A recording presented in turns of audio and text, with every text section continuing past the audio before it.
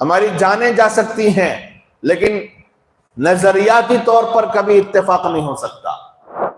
صحابہ کا ایمان تقیہ کے طور پر نہ تھا، یعنی ظاہر میں کچھ اور باطن میں کچھ اور، ایسا نہیں تھا صحابہ کا ایمان۔ جو منافق تھے وہ منافق تھے، ان کی جماعت الگ ہو گئی اور نبی نے ان کے نام لکھا دیے۔ صاحب سر رسول اللہ صلی اللہ علیہ وسلم جو صحابی ہیں، ان کے پاس ایک لسٹ تھی جس میں اللہ کے نبی علیہ السلام نے تمام منافقین کے نام لکھوا دیے اور کہا بتانا کسی کو بھی، لیکن یاد رکھ لو یہ منافق ہیں، یہ منافق ہیں۔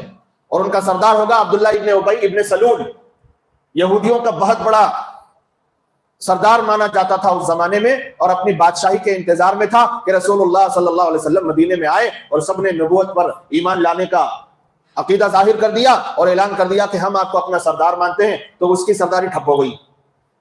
ظاہر میں تو وہ ایمان لایا لیکن صرف اور صرف نفاق اور تقیہ کے درجے میں۔ یہ لوگ جو شیعہ حضرات ہیں وہ صحابہ پر تقیہ کا الزام لگاتے ہیں، صحابہ پر تقیہ کا الزام لگاتے ہیں، حقیقت میں ان کا باپ ہی تقیہ کیا ہوا تھا۔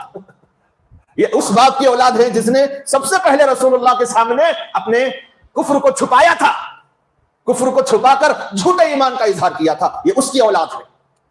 اور صحابہ کے اوپر چیمے گویا کرتے، ام عائشہ پر چیمے گویا کرتے، شیخین پر اور حضرت النورین پر چیمے گویا کرتے۔ یہ اصل بنیادی جھگڑا ہے، اور بھی وجوہات ہیں، اس میں سے ایک بنیادی وجہ یہ ہے کہ یہ صحابہ کے اوپر تقیہ کرتے، اس لیے ہم ان کو نہیں مانتے۔